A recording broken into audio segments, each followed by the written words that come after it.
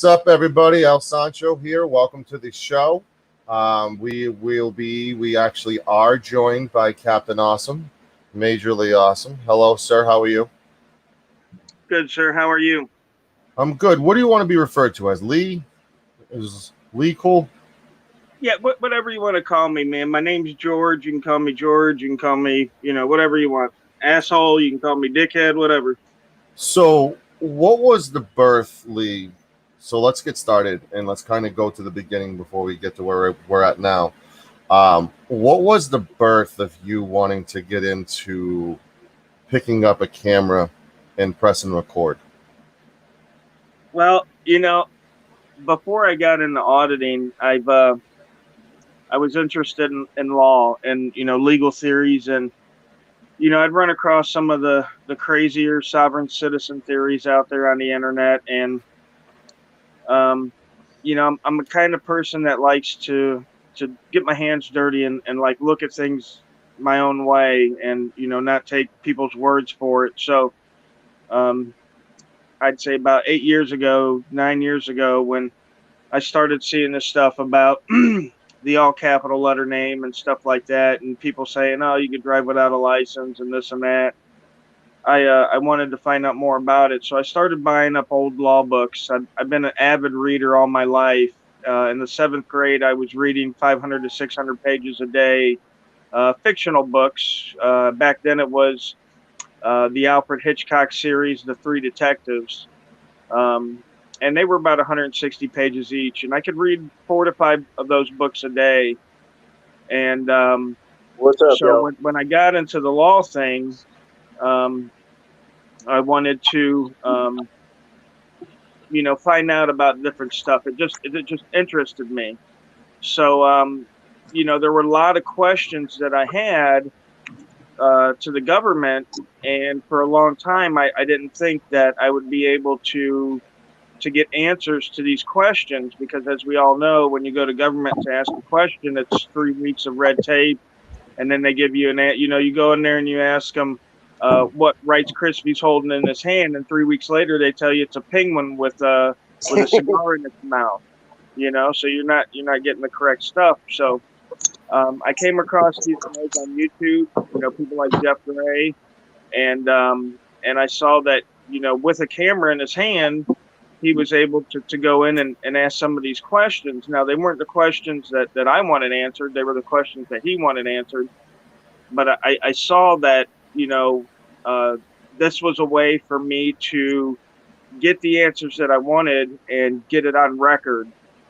So because of the fact that I had studied legal information for quite a while, as a matter of fact, if you can see my icon right there, that's a picture of my bookshelf, and there's a legal set of encyclopedias right there that's about 100 years old. I collect old books.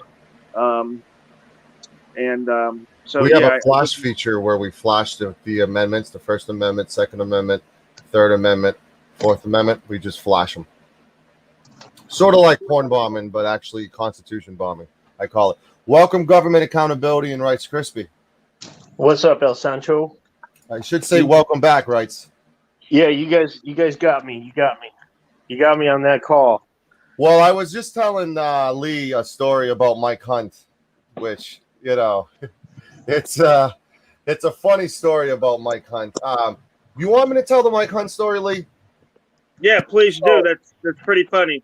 So long story short, I was called a predator by some really old man with no teeth who is suing me because I exposed him for calling me a predator. And I sent him a cease and desist letter under the name Mike Hunt. And here is the proof here. I fucked up by not actually signing it or putting certified mail. Nonetheless, for about a week, News New England believed me. He responded to the Masshole report. Sorry, Cater Mitch, but in the matter of Mr. Hunt's cease and desist letter, I've been directed by counsel that my official answer should be no comment. Or accusing me of being Carol Abrams on Facebook. And he goes, Carol Abrams is Mike Hunt. When El Sancho is here, Carol Abrams can't be here. And Carol Abrams is Mike Hunt. So I bust balls. You lost me. I have no idea what all that was about. Which one?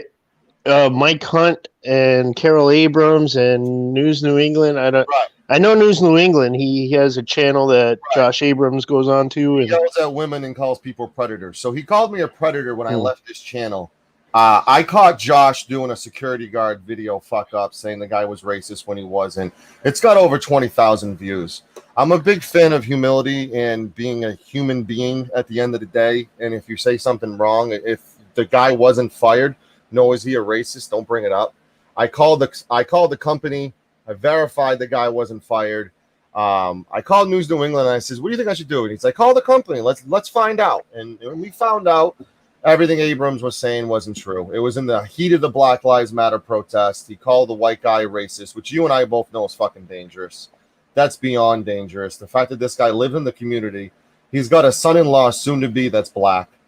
All the guy said wrong was, "Can you read or write, or do you need to go back to school?" And that was labeled racist because he said it to somebody who was darker skinned. so again, I don't know about all this stuff. I was talking about, like, you got a voice actor to call me acting like Yes, I was going over like pranking two people. It was a woman and a man, and I really thought that was a woman. He really Yes, like did a perfect his name imitation of a woman. I was giving you an example of how I bust balls. I was telling you the story. Oh, okay. I was telling you the story how Mike Hunt sent the cease and desist to News New England, and he believed it for over a week. So Right. he looks a lot worse than you. You just fell for a professional. Shane Coyle has been on MTV, Prank Call Mafia. He's currently in rehab right now. God bless him. He's coming out soon. He's going through some stuff. But I did tell you in that chat, it was a one-time only deal.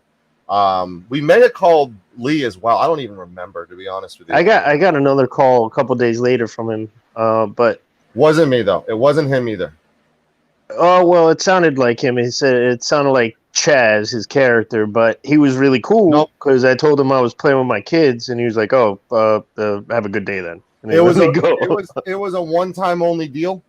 Okay. Unfortunately, your phone numbers are public on like Google searchable, so it wasn't doxing. It wasn't, nobody in the chat even knew about it. No, I know. I've expected that since day one, you know, and my wife has actually gotten, in one day, she got like 8 calls from a guy threatening her and my kids' lives. That's a big reason I don't turn my camera on and show my face, because of the other aspect, the wife, the kids, you know, they are the ones who suffer, and they don't understand. Hey, it's YouTube. No, I told the guy, I said, my wife wants to kick your ass, dude. I'm a feminist. I'll let her do it. Right. So he said, I'm going to put all your information on the internet. I said, sir, let me ask you, how did you get that info? Oh, it's none of your business. I said, I'm going to go out on a limb and say it was on the internet, right? So now you're going to put it on the internet? He didn't know what to say to that. There's a lot of, you know, like, what the fuck? So can I ask you guys this next question about, you know, we already got into how Lee got involved into it. What is your response to, what is the most effective way to get into this line? To get into it with knowledge and passion, or to get into it a little bit of a chip on your shoulder because you had some issues and you want to rectify things? What's the better approach? Let's start with rights, then we'll go to Lee, then we'll go to government. Well, if I have a chip on my shoulder, it's subconscious. I think I might, but I don't know about it. I can't pinpoint it. I did have the knowledge that I gained from Major Lee, awesome, and the rest of the gang, and the passion is you know, I have kids, man, and when you see like some of the places that Major Lee Awesome has gone to, where they hold kids in a detention center, and the people running the place are just sketchy AF, you know, rubbing their chin, self-soothing when the cops get there because they don't want them to go through the door and see what they're doing to those kids. That's what got me into it, man. That's why I decided to, you know, put my life and liberty at risk and, you know, take on all the trolls and get docs and all that stuff, whatever is public. all that is worth it if I can ensure that, you know, my kids will grow up in a society where they don't see people acting like that or those places being run like that. Right, but you weren't expecting. I mean, let's be honest. When people get into this for the right reasons and for the Constitution and for the rights, there's not really an argument. It's, you know, piece of paper. Here you go. This is the law. These are my rights. Here's the Constitution. Were you surprised by the negativity and the drawback and the trolling? Did that kind of throw you off a little bit? Like, wait a minute, No, why? not at all. No, no, no. I'm you know, I played Xbox, bro.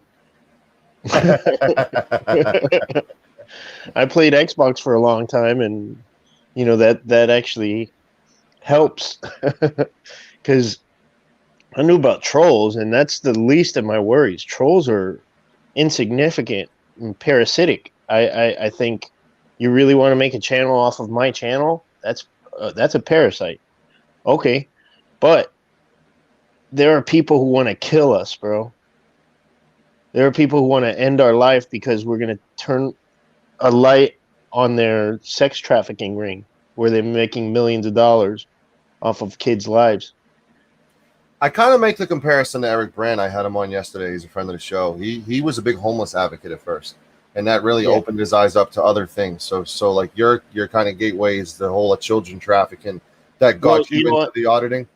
That did bring me into it, but Eric's champion like fight against like treating the homeless like they're not human beings, that opened up my eyes when he and Abade, Liberty Freak, got this one mission to be able to get these people to register for their address there so they could get a driver's license and get the services that they need. That put them both on a security watch list. So those are the things that I thought about before I got into this. I wasn't thinking about trolls. I thought about them, but again, insignificant compared to getting put on a watch list. I'd like taking my family to Europe. What if I can't fly again? You know what I mean? That's I know some people who cannot fly because of that.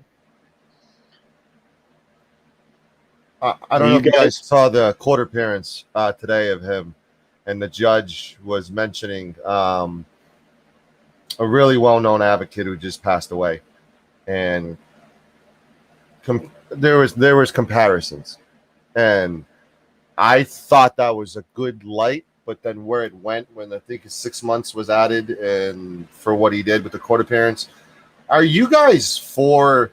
I mean, there's transparency and then there's transparency, and Eric shines the brightest light there is, showing the court appearances and all that stuff.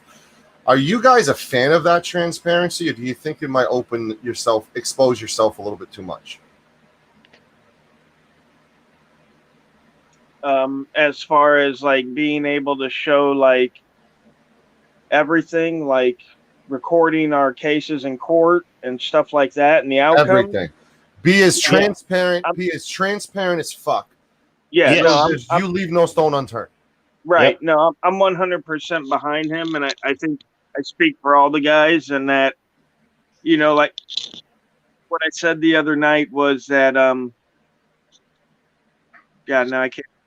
What I said the other night, but you know, there's nothing that we're trying to hide, and the fact of, you know, our past or who we are today or what we hope to accomplish or where we hope, you know, this thing might lead us. I'm one for transparency for everybody. I mean, that doesn't mean I'm gonna let you come in and search my underwear drawer, but I mean, everything else is pretty much open. You know, I'm definitely not going to, you know, show pictures of my kids around or bring them on panels or anything like that. You know, that's nobody's business there. But as far as I mean, there can be no stone unturned as far as me. And it's just like, you know, the law. I don't feel that I don't have to obey the law. As a matter of fact, you know, I love the law. Like I said, I've been reading it for 9 or 10 years as a hobby, you know, daily almost.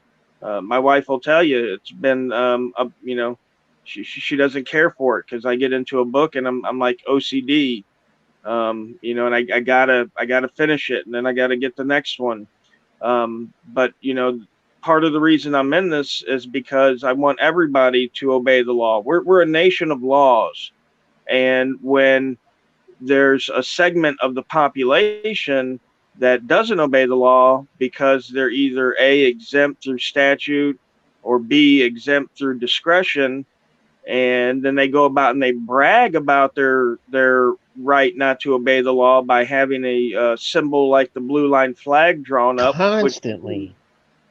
which to me just signals division. Okay, if you're an American and you're enforcing American laws, you don't need a blue flag. You need an American flag, friend. Okay, because Yep. we're all together. But to me, when I see that, what it symbolizes is, hey, brother, I'm your boy in blue. If I'm speeding, just let me do what I do. Hmm. That's what it says to me, and I don't like that. I don't like the fact that people are um, given benefits because of the job they decided to hold. You know, It's not just the cops who have that blue line flag. It's their supporters who have that. Most of them have it on their car because they think it'll get them out of a ticket. You know, the ones who aren't cops. They're right, like, let right, me put this on here. right. They're trying to rub off some of that benefit onto them. Yep. And you know what's happening in the division that we see, and what people would consider, the hatred towards the police would simply vanish if, when cops were caught, they were held to some kind of same justice. Now, a lot of people will say, well, yeah, cops do get caught and they do go to jail and prison and stuff like that. And that's true. Every once in a while they do. But even when they do, they face a lot lighter sentences than somebody that's not a police officer that would get. I'll give you a perfect example. And this one really gets my gall. Uh, you know, some people sometimes, and don't ask me how, I would never do it, but for whatever reason, a person has forgotten their child in their car.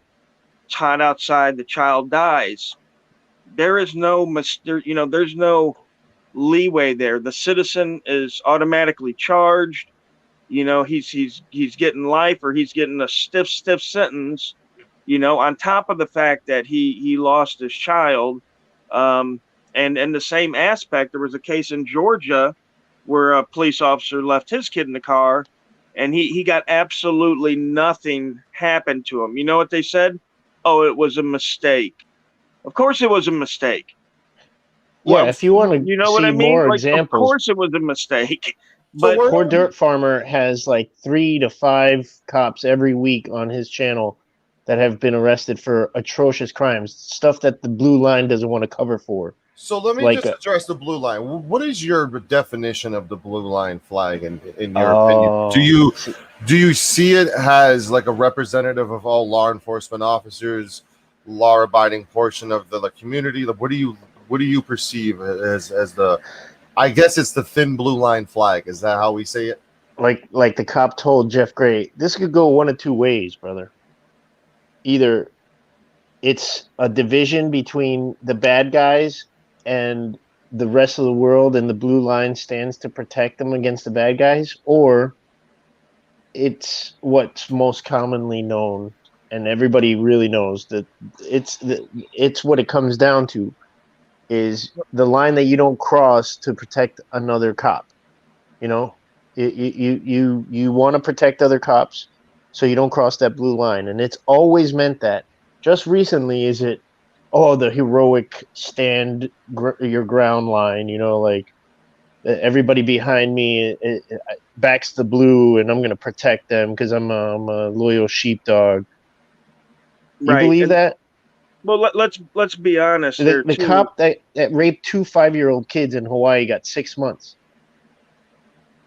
Right, right. And Right. again, let's You think, let but like, when do you guys think this thin blue line originated? Oh, that's been around for a long time. Not 1854, with the British battle formation called the Thin Red Line. Are you guys There you aware of go. that? No, educate us, or I'm not sure yeah, if anybody I'm else knows. no, I'm not sure that either. Go ahead. Pretty much with the like the idea of the thin blue line like it could be pretty much traced to back to like 1854, when like the British battle, when they formation, and they called it a thin red line. It was used during the Crimean War, and then it became like a popular thing between art, poetry, and song. Like that was like the start of it back then. It was called the thin red line. Yeah. Huh. So they've adopted it here, and you could hear it in like pop culture going back. Right. 1950s, know. they had a TV show called The Thin Blue Line, which was a TV show by the Los Angeles PD, which was the mastermind by the chief William H. Parker, who took advantage of Hollywood's proximity to make the public relations a key part of his tenure. He also opened up with the department's files to the writer's dragnet. Yeah. So, I mean, did you see when you watch our videos? I do subscribe to you. I did. I actually. Thanks. I was in your chat once, a few times actually. So I mean, that's why I told you guys like there was a preconceived notion that like there might be like an attack or drama, and I'm like, I'd rather be the one outnumbered. Bring as many people as you want. You know what I'm saying? Yeah, we're not gonna gang up on you. We're not attacking or anything. No, that's why I don't keep it fair. It's we need conversations like this because it not only educates and entertains, but it creates a dialogue of. I mean, I'm so fascinated. You know what, and yeah, go ahead. And GA the Gladiator, Government Accountability said it best in one of our first videos that we did together. Is that we don't go and create the trouble. We just document it. We record it when it happens. And going with the blue line, I was asking if you watch our stuff. We all went down to Collier County. We went to the Collier County Courthouse. Mm-hmm. And there's maybe two little, like, decoration American flags, like just the little handheld ones, stuffed into, like, a bulletin board. Right. With a big blue line flag right behind the deputy station. That's the only flag in this whole courthouse. The whole county seats courthouse, they have a big blue line flag. So what we did was we asked those cops there, the deputies, what does that mean to you? And instead of answering us with, civil conversation like this, they proceeded to show us over the next 20 minutes with intimidation failure and just being probably the worst cops I've ever run into was at one Sergeant Falk Road. I mean, that guy's he's murdered probably. Right, but shouldn't the issue to be more diversity instead of the focus being on there only being one flag? Why don't we get more flags up? And has there been more flags up since the issue became the public? Well, do we want to have more than one flag over our nation? Do we want people standing under other flags with each other? We have state flags. That's right. One That's thing, what I'm talking about. Like right. One or two other flags. I mean, even but is the issue that there was a thin blue, then there wasn't a USA flag, or the thin blue line was over the USA flag? Is that what you're saying? No, it's that the thin blue line has pretty much become, you see it everywhere. It's ubiquitous. It's become more than just, oh, this is a flag that we want to stand under, like this is our symbol and stuff. It's become like we were talking about earlier. Here's your pass. Here's your loyalty sign. If you back the blue, we won't give you a ticket. If you appreciate the brown shirts, we won't send you onto the train. And I know it's devolving into that argument, but it slowly happens like that. When you have these little trinkets that people use, our American flag is a symbol of freedom. If you look at the protests in Hong Kong, they're flying American flags in Hong Kong because they want to be free. We have people flying American flags over here, not as a symbol, but as a logo.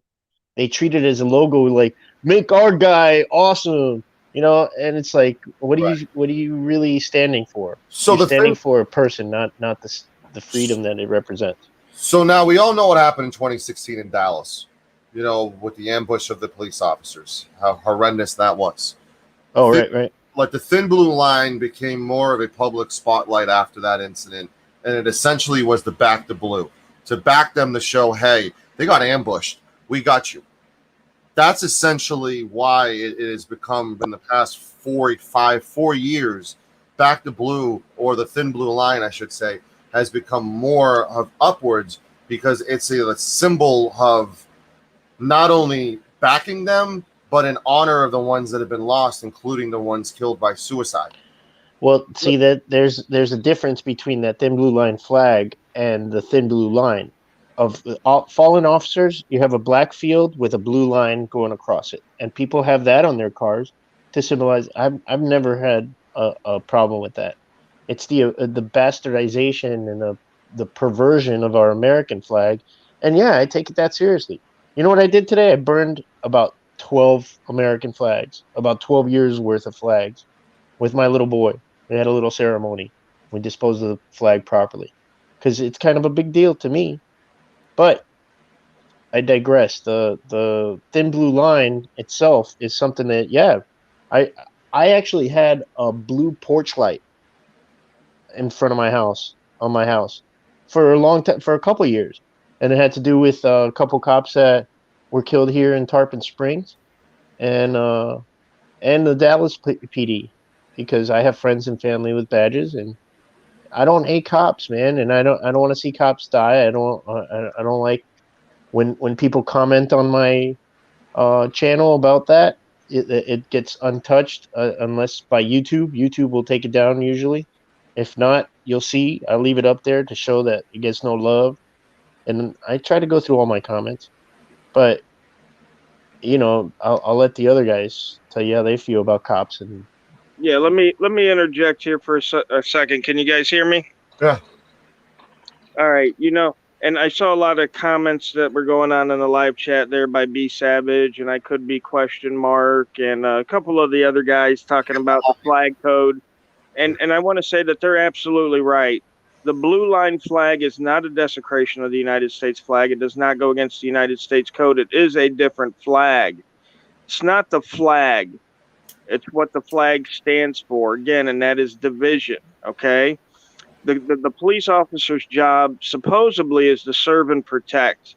Now, we know that the protection part is false. The courts have already explained numerous times that it's not the police's job to protect you, okay? The one case that I come to mind was the gentleman who had taken his children from their mother and ended up killing them in front of the police department. And they had there was a restraining order against the husband, and the wife, the ex-wife tried to sue, and the court said, listen, the police have no duty to protect you. And you find that to be true. If you call the police and say, hey, I think someone's trying to kill me, it's not like they're going to put an officer out in front of your house. say Castle Rock versus Rodriguez. I believe so. So there is no protection from the police. What the police do, and you'll notice this to be true if you've interacted with the police at all or had to call them, is that the police come after the crime 99% of the time, okay? When your house is burglarized, they don't show up in 2 seconds to stop the burglars, okay? When you're getting beat in the alley on the street or raped, they're not there in 2 seconds to protect you. What they're there to do is they're there to document the crime, to catch the perpetrator, because when they catch the perpetrator, they get stick them in court, they get tax money from them being in jail, they get tax money from being in prison. That's what they're there to do. They're there to collect revenue. That's what they're there to do today. Okay, they're not there. Can I add to that? Yeah. When they also get put in the situation where they can be heroes, and then sometimes, very seldom, they do and act like heroes. But that's freaking expected of you, man. You're supposed to do that. So you're supposed to save that person's life. When a civilian, when a regular citizen goes and rescues somebody from their car that drove into a pond and they're sinking, that's a hero. When a police officer does it, hey, that's heroic. But you were put in that situation. You didn't just like walk off the sidewalk and see somebody. You were called there and you acted and you did your job. Listen, when you save a life, it's heroic. Let's just end that. It is. But how often are they put in that situation? There was a situation here where 3 young teenage girls were being chased by an unmarked car with no lights on through a cemetery, and they drove into a pond, and the cop watched them drown, didn't save them, scared the shit out of them to death, literally. And that's something that So happened here, and it was covered up by our sheriff. that's a And bad cop. hopefully, Right. That's James McClinnis right. wins the election. So here's my and beef. replaces it. My beef is a broad brush. My beef is, and Right. I will tell you both sides of the fence. My beef on is just because one person's a frauditor doesn't mean the auditors are bad. Just because somebody defrauds, lies, cheats, and steals doesn't mean everybody who's doing this is the same way. Just because there's a bad cop that you just mentioned, Rights, doesn't mean everyone who wears that uniform is a bad cop. We can't. Of course not. We can't broad brush. And I've always said that I treat every situation differently and dynamically, and I give everyone the benefit of the doubt. Even if it's for half a second, once they show me that face or whatever, I already know, like, hey, right now in this day and age, in these times, you better be doing a little shuffle and be nice, Hey, courteous, professional. Let GA get in there. I saw him on mic for a minute. He's got something to say. For sure. Oh, well, first off, thanks El Sancho for having me and the other guys. Kind of refreshing. Watched you in Masshole Report streams, and then I watched your stream that you had with Rogue Nation yesterday, I guess it was, and I was pleasantly surprised. I'm actually happy that you're taking the time to notice that there's two different, there's a spectrum when it comes to, this profession, if you will, as well. Well, I will stress this. This is with all due respect to you guys, and I will let you have the floor for 5 minutes after I say this. This is a small community. I don't mean to be disrespectful, but you can name the top person with the top subscriptions. When they go live, there's probably 1,000 people, maybe 2,000. But when other communities like Ninja and LA Beast and Mr. Beast, they go live, they got 60,000 people on there playing video games. So this community is new and it's young, but it needs to be given a chance, like every fucking thing that's new and young and a movement. It needs to be given a chance, but we need to weed out the good from the bad. Go ahead. Okay, with that being said, it is a community, but it's separate. There are no leaders in it. And to address your point of the bigger channels and them getting more viewers and stuff like that, we tend to find that the majority of people aren't very bright. Okay, I mean you can see that by pop record sales. Just some of the crappiest music ever made in the history of music. And Britney Spears, and she's got millions of followers, and when she goes live, she's got 500,000 people watching. So the numbers game is always going to be lower when you're talking about something where people actually have to think. Okay, people don't want to think. They want to watch Britney Spears, they want to watch Kim Kardashian, they want to sit back with a cold beer after work because they don't want to think. That's part of the problem that we have, not just in America, but the world. It's apathy, and when I tell people that the right to free press means the right to watch over our public officials and to bring what they're doing to light to the other citizens, and we go into these buildings and they freak out, it's because for so long Americans have just sat on their ass, drank beer, and listen to CNN or Fox or whatever their confirmation bias put them on, and they get up and they go vote every once in a while, and they think they've done their patriotic duty to their country. Unfortunately, I'd say at least 90 to 95% of Americans have no freaking clue what citizenship is, what it entails, where it even came from. They don't know they don't understand society and how society was run. When I tell people, anti-intellectualism, they hate it. They hate learning so much that they get angry. They don't want to learn, so they get angry at the messenger. They kill the messenger. But Here's the other issue. There's a difference between auditing and agitating. Is there not?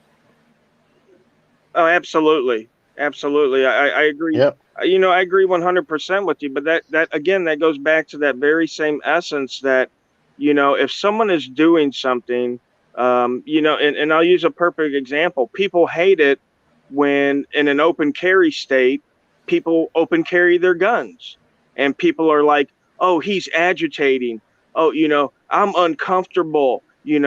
And that's the same thing we hear when we have our cameras, but you can't take something that is a right, and because you don't like it, say that it's agitating you, or say that it's making you uncomfortable, and because it's making you uncomfortable, that I should not do it. um that just, I don't understand the logic of that, because again, if it's cameras, why not guns? And if why not guns, why not the right to speak? When people speak, they make me uncomfortable. I like to tell the people a lot of times when they use that uncomfortable thing with me around in my audits. I like to inform them that people with only mustaches make me uncomfortable, because traditionally, statistically, when you look at pedophiles' pictures, you'll notice that most of them only have a mustache. So when I see a man out in public with only a mustache, I become uncomfortable. Should I call the police and say, "Hey, this guy only has a mustache. There's a good chance he might be a pedophile"? Is that correct? Is that good logic? What the hell's the logic of you seeing a guy with a camera and saying, "Well, that makes me uncomfortable. I should call the police"? All right, the floor is yours at government. I'm trying to go back and think of all the different things that you guys have talked about so far that I haven't weighed in on yet, which a lot of it kind of falls in the same lane as what the other two guys said. We've talked about, you know, am I a person that dislikes or I'll use the term everybody else uses. Do I hate law enforcement, or am I anti-law enforcement? No, I think they're necessary. I dislike some of the ways that I see a lot of officers conduct themselves. We talked about like what things got us into doing what we're doing. I can't pinpoint one thing. Some of it came from life experiences, um, observations that I've seen, other people's life experiences in dealing with the police, and then simple things as far as like I've worked for 20 years and paid taxes in some of these buildings I've never even looked at, but my money's gone towards them. And then just not uh, knowing myself how the whole um, machine of government works, how police services work, and wanting to educate myself, and in turn posting that information to educate other people. I was watching your stream from yesterday too, and they had the guy that kept telling Roe, who are you to come and educate me? And we don't walk into places with the idea that, okay, who am I going to educate today? But there are so many people who are uneducated that want to infringe on our right because they're uneducated. So it just kind of comes with the process. On that note, blue line flag. I just said, Go ahead. go, I just want to say we're not here to educate the masses. It's just government employees to the job that they're supposed to know already. Well, not even And, that. Not even just that. Just the fact that like a lot of people don't even know the access to information that they have. So if a person, that's another reason that I kind of got into this. Everybody talks about fake news all the time. Well, there's ways to find out stuff that's going on locally without just waiting to read the news about it. And then when you do read the news, you can go and check into it and fact check it yourself. You know what I mean? So for somebody that's never went and made a public record, simple stuff like that is educating the public on things, not necessarily the masses, but anybody that wants to type into the search bar, how do I make a public records request? In uh, just anything. Yeah, I meant like while we're there at the post office or city hall, it's not whoever's coming in. It's like, what are you guys doing? I'll take a minute. If again, every situation is different and dynamic, and I'll I'll suss it out whether I want to waste my time or if that person is not going to contribute anything to my life, and I should keep going. So I'll go and focus on educating the government employee, and peripherally our videos go out to the world and people learn. I get so many great comments from people all over the world saying, "Oh, you guys don't know how it is in my country. Preserve what you guys have. Keep doing the good work because you could lose it in any second." I remember in the 80s when I lost ours. Stuff like that. There's all we have to, stop looking at this as a strange, mean thing to do to people with a camera. It's a camera. Look at your government. Is it not corrupt? Are you fooling yourself into thinking that this country is being run correctly? In the 1 year that I've been doing this, we found so many cases of corruption. Like in Pasco County in December, they were paying themselves overtime to have a gingerbread building competition on during working hours. It's in the Tampa Bay Times. Look it up. Pasco County. And they had no excuse for that. The county commissioners were like, "Oh, this is an embarrassing Right. moment." They didn't release how much was paid. So let me jump in with a comment, and I want you guys to either rip me apart or agree with me. I think auditing post offices are a fucking waste of time. I think you look at with what you guys do when you hold a camera, you say to yourself, what is going to be the most effective change I can accomplish today? Getting a postmaster to be educated of what may or may not be on the wall, which you and I both know can be debatable when it comes to what's on that wall. I don't see the most effective change coming from, oh, okay, now she's aware that cameras can be allowed, as opposed to filming a corrupt officer, literally dropping drugs onto somebody. You could be doing something much better like that than auditing a post office.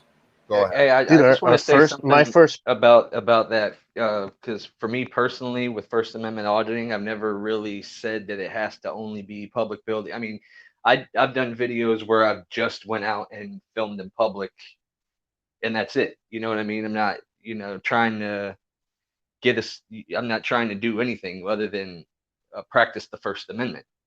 And sometimes, people are, there's people that still think they have a right to privacy while they're in public.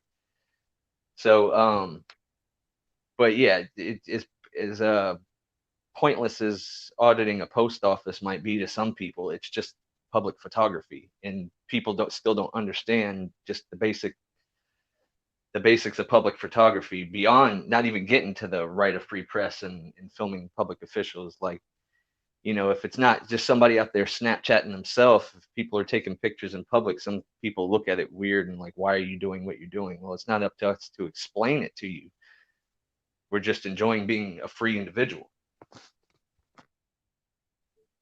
and I could see what you mean is like, what's the point of this? But the first post office that I did with these guys, went there and Kevin and these Haitian people who hadn't gotten their mail in 3 months down in Fort Myers.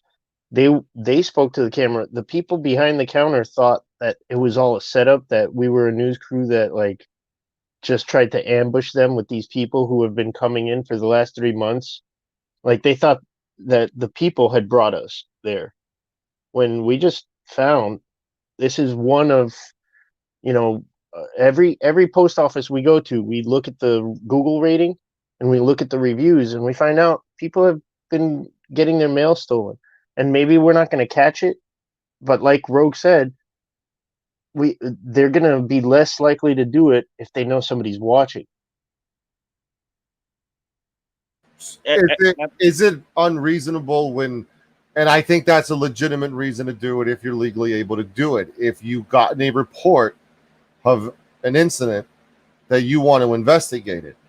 But you and I both know there are a lot of motherfuckers out there who don't report because of incidents. They do it to agitate And instead of agitating the people who work there, they agitate every motherfucker who's in that post office. Well, I think something that sets us apart from other people is that we always make sure, I do, and I know these guys, every time we work together, we always make sure we have a purpose as to why we're going into the city hall. We're going to get the CAFR, the Comprehensive Annual Financial Report, find out what the numbers are. A budget is a promise of where our money is supposed to go, and the CAFR is where it actually went. And you'd be surprised how many private interest-bearing accounts these people have set up for themselves. They're top elite officials, commissioners, just getting lined with people's money. And people don't want to believe it. We're fake news. Okay, you believe what you're told, and everything's going smoothly. Yeah, I don't disagree with the fact that there are people that are doing what we do that aren't really 8 million children aren't disappeared last year. aren't really helping our case. You know what I mean? But just like everybody else says, even when it comes to the police, you can't, judge the whole group off of what a few of them are doing. So let me hit you with this. You're a group of people who hold the government accountable. Why aren't you holding the people who do it the wrong way in your own community and group? Why aren't you publicly holding them accountable? Private citizen versus public servant. There's a big difference. Right. We don't Unless take they over. solicit funds Happened. from the public, correct? Because if they solicit Major. funds from the public, they should be looked at as a nonprofit, essentially is, that has to dot every I and cross every T. If somebody's Are you going, suggesting that we audit the auditors? Is that what you're suggesting? no, Audit the frauditors, I guess. I think if as there's you a piece of shit smearing and making your job harder, they should be brought to light. Like, this is not what we're about. Just We should disparage them. That not only goes against what I'm doing here, but it goes against how I was raised. educate. I'm not gonna. Well, hold on. I see what else Sancho is saying. Absolutely. There's people out there in the First Amendment auditing community, and the way they're going about their audits is actually driving people away from us. And I can agree with that to a certain extent. When you're out there and you're cursing at everybody, regular citizens, people are on the fence about the First Amendment auditing community. They're either saying, these guys are assholes and they just go out there and aggravate people and, for clicks and views. And when they do stuff like that, it's exactly what it looks like. Now, with that, Alienating versus educating. Yeah. right. But now with that being said, and I say this all the time, and I'll keep continuing to say it. If someone is out there and what they're doing is legal, I am not the man who is going to go and say, hey, I'm uncomfortable with what you're doing, although it's legal, and I want you to stop. Okay. If what they're doing is legal, then by all means continue on your way, you free fucking American. However, if you're doing something illegal, okay, like harassment, like stalking, like disorderly conduct, then rightfully so, your ass should be arrested. I mean, it's plain and simple. It's plain and simple. Or charity fraud. Right. I'm not going to be a hypocrite and say, you're not doing anything illegal, but I don't like the way you're doing it, so you have to stop. Okay? Because one, they're not going to listen to me. Two, I mean, I'll lose the support of the community that I'm trying to embrace by trying to dictate how everybody else does things. That's illegal activity. You start to get into those, and it makes me laugh every time I hear it too, when people keep suggesting that there's a specific right way to do this, and then follow up with no real specific examples of what the right way is, other than just Are you ready? Comply. I'm gonna give you an example, and I'm gonna give you the difference between the two, and then I'm gonna go on mute. And Wrights, you can be the first one, and then Lee, and then Gov. I think the difference between a good auditor and a bad auditor is that a good auditor does not become the story. They actually are a journalist like they say they are. Freedom of the press, everyone's a journalist, right? And the big part about being a journalist or labeling oh, you'll have your time to rip. Big part about becoming a journalist is covering the story and not becoming a story. I think more effective change when you cover instead of be, because once you become it, you start becoming it to the point where you look for negative interactions, to the point where everything you do is either predetermined or you are looking for only one outcome, which does nothing but hurt any laws being effectively changed. And instead of the Constitution being the focus and exercising your rights like muscles, because if you don't exercise muscles, you can no longer use them, right? Instead of that, it goes into let's agitate the police as much as possible in order to get a reaction. That's a bad auditor. I'm on mute. Well, no, I'm shaking my head. We don't do that. I don't I do never that. said The you guys difference, did. I'm. There's no judging tonight with you guys. I'm right. Well, good auditors versus bad auditors, which bad auditors were getting to that frauditor line when they make it about themselves and they become narcissistic, selfish pigs. They make it about them, they become a frauditor. An auditor, which I will ask you guys after this, what the fuck is your definition of an auditor? But I want you guys to kind of dissect what I just said. but I don't even call myself an auditor. I call myself a gonzo journalist because I cannot be subjective. I mean objective. I become part of the story once the cop wants to see my ID legally. You know, that's just part of doing this. As a journalist, they respect people in ties with a camera person, and they don't respect everybody has the freedom of the press. If you are in the United States, you have the freedom of the press. You can do that. You can keep an eye on the government. Even if you don't pay taxes, you can keep an eye on the government because you're here and you're suffering under it. So I call myself a gonzo journalist because either I want to or I don't want to become part of the story sometimes. And it's part of storytelling. But looking for something to create a story, that's never been how we do things. A lot of people do that. Yeah. They go in and they push it. And I always advise against that. When I talk to those people, I say, no. It's like a fart. Don't push it. It'll turn to shit. Let people be stupid. There are plenty of stupid people out there. And they act stupid in front of a camera. Imagine what they do without a camera. I can't tell you how many stories I've heard of people that say, oh, but I didn't get it on video. Oh, and the cop got away with doing all that stuff to you. Now, all the people who are against us, it's just, yeah, you obey the law. You have that sticker on your car, but one day that sticker isn't going to help you. We've seen people get pulled over with that sticker and given a ticket. You're like, for what? $116 for a brake light above the window. The it's not even a legally required, but you have to fight it. Well, I agree that the they don't- story should be my rights got violated, I got discriminated against, I got targeted, I got harassed. But the major goal, so it shouldn't be done to anybody else. What can we do to effectively make that not happen to everybody else? Because the big picture isn't me, it's everybody else. Because we're a little minute.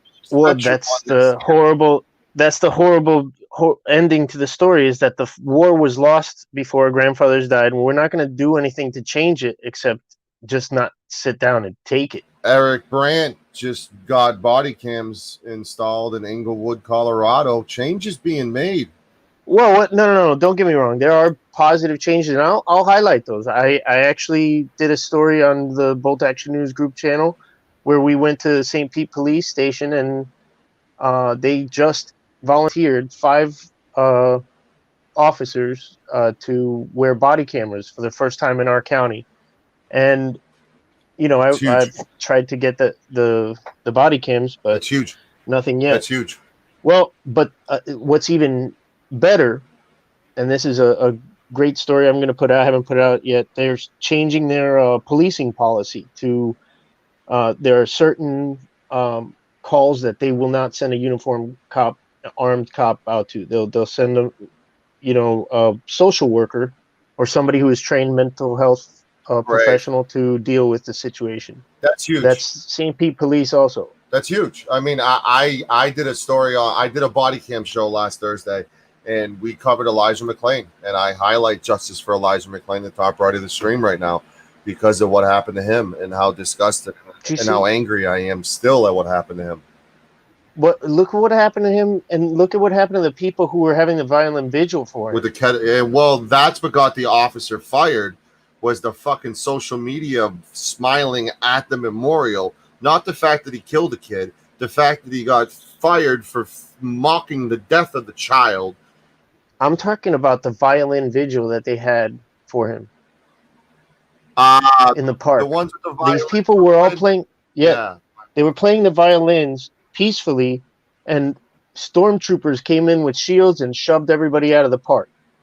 I swear. They haven't seen that? We were playing it last week. We were playing it. It was hard to watch because I was still, I am an animal advocate. Yeah. Advocacy. There are a lot of things that are hard to watch, man. And horrible things that are happening to kids are hard to even think about, but they're happening. In my county alone, there were 200 kids that disappeared last year out of sheriff's custody. They take in over 1,000 a month. Who knows what happens to the ones who don't disappear, and what happened to the ones who disappeared? Guys, let me jump in there real quick because you kind of moved on from the auditor frauditor type deal, and I had something I wanted to say, and actually some case law here in Florida that I wanted to interject in there. To me, rights don't get violated by those who comply. People that are pushovers rarely, speak out about government injustice. And there was a case down here in Florida called State v. Colby, where a gentleman who, was requesting public records, he was an obnoxious asshole. And, the court said pretty much, even though this guy's an asshole, he's still entitled to those records. And I hold that to be true too, and for those that have watched my videos, I'm not a big instigator. A lot of the big channels like Audine America, Amagansett Press, Big Nick, a lot of those guys started the exact same time that I did, and you can look at the difference in subscriber count, and you could tell what channel has more drama. People are drawn to drama, and everybody knows this. So for me, if it was really about clicks and views, I would just stand on the sidewalk outside the post office and be like, fuck this, fuck that, fuck you. And, my subscriber count would grow 40,000 people overnight. So it's not about the clicks and views, but also we have to remember that, to test somebody, the limits have to be there. When you go out and test drive a car, you don't drive it 2 miles an hour. Okay. You push it to its limit. And in the United States, we have freedoms, and we want to make sure that everybody's freedom is respected, even the belligerent asshole. Okay. Because even the belligerent asshole pays taxes. Okay. So if I see a video of some guy and he's going to, request, records, and he's a belligerent asshole and he gets thrown in jail for it, you can believe that I'm going to be up there if I can, if it's physically possible for me to be up there. I'm going to be up there as soon as I can to get my camera in on that situation. All right. And that's just the way it is. So, I wanted to interject that in there, is that, we want to make sure that everybody's rights are respected. There are assholes out there. We know there are a lot of the people in the chat, and I'm watching it now, including their Morgie there. She's always got something good to say about me. They all think we're assholes. Okay. Does that mean that we don't have rights because we're assholes? Listen, I'm smoking a blunt talking to you guys. Yeah, no, and I wanted to I can't even read the chat. Echo what government accountability said, and thank you also for having me on here. I was like, fine, when Major Lee Awesome told me about it. It was my idea. I really don't. It was my idea. I really don't. Yeah, no, my response to the question at hand, personally, I'm not a big fan of confrontation. I kind of attribute that to part of the reason why I'm not, a little bit bigger of a channel. But it's always been about, testing to see if somebody's going to try to violate my rights. And that's it. But yeah, but I don't really feel like, if somebody's breaking the law, then they should be held accountable for it. Doesn't matter if they're behind the blue line or if they're a normal citizen. But if as long as they're within the law, I don't really feel that it's my place to try to tell the next person who's out there and being an activist how to do it. You know what I mean? I just may choose not to really associate with. Is there I someone. mean, clearly there's groups, there's factions. There's Florida, like you guys got Florida. It seems like there's Northeast, there's Colorado, there's Brant, Liberty Bird, and all that crew. Is there private communication between? Not, I know a big issue is with groups. Not a lot of groups communicate as much as they should, but is there communication through other groups? Like, hey, let's try to avoid this individual, and here's why. No, let me address that specifically. The auditing community is just as we say it is. We're individuals. We're our own entity as far as that goes. And it's as far as I've seen in my time in the auditing community, there hasn't been a group as cohesive as the Florida group. Us five guys and a couple of the other guys, James Madison, and a couple of the other guys. And that's because, most of us feel the same way, that there's right ways and there's wrong ways to go about it. Again, it doesn't mean that the other people that are doing it, we don't support their actions, because let me be honest, I support anybody who is out there practicing their rights, whether I enjoy how they're doing it or not. I would much rather support them. I see that name up there. I would much rather support them than an American that sits on his ass all day, because he went out and made $10 an hour at his job, so he thinks his duty to his country is done, and he sits on his ass all day playing Xbox on Facebook. A lot of people wave flags, YouTube. Claim to be patriots. Sorry to interrupt, but that's always kind of pissed me off. Right. They're sitting on their couch. They're talking on Discord. They're telling us about, how we shouldn't be out here doing it. And here's the bottom line, and this goes for the people in the chat too that always like to talk crap about me. I've been doing this for 2 years. I've been arrested twice. Both charges have been dropped. So and I've got over 600 videos. Okay, let me put that into perspective for you. Jeff Gray has been doing it for 6 years. He's only got 400 videos. I've been doing it for 2 years. I've got over 600 videos. I put in a lot of work. If I was to show you my map pen of the Southeast, I mean, it would blow your mind how many places I've been to. So there has to be something there that I'm not doing wrong. Because if I was doing something wrong, I would have been arrested, 50 more times than what I have been. And I pointed it out in the Masshole Discord this morning. My last video is at a post office in Valdosta, Georgia, and we did that video on Wednesday. Now, the postmaster himself came out of his office, told us that he was the head cheese in charge, and that he wanted us to leave the property. Now, by all logical assertion from the Masshole crew, I should have been trespassed from that property, right? Because on poster 7, it says, if any authorized representative tells you to leave, you must leave, right? So why didn't that happen? Why hasn't that happened the last 10 times the postmaster has come out of their office and told me that they wanted me to leave? And then they go and they call their boss, and all of a sudden they don't want me to leave anymore. So who is right? Am I right? Or you know the old Chinese proverb about don't bother somebody that's doing something by telling them that it can't be done? That's what I feel about in the Masshole Discord. All these guys are saying, oh, you can't record in the post office. And when the post office tells you got to leave, you got to leave. But I'm sitting over here scratching my head saying, well, this guy just told me I had to leave. He called his boss. All of a sudden, his ass is back in his office. Don't show his damn face again. The cops come in, they say hi, and they leave. So who the hell's right? Are you guys right? Because if so, I can't tell.